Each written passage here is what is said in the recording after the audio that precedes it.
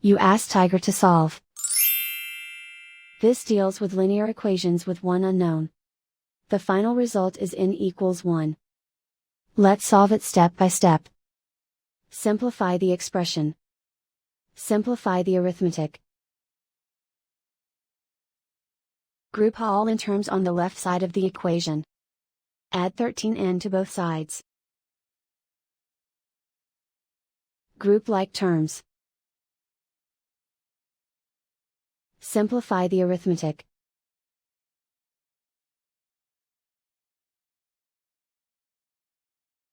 Group all constants on the right side of the equation. Add 5 to both sides. Simplify the arithmetic.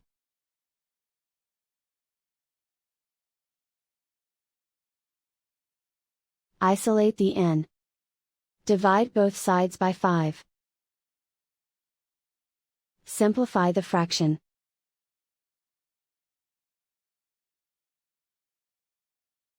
And so the final result is n equals 1.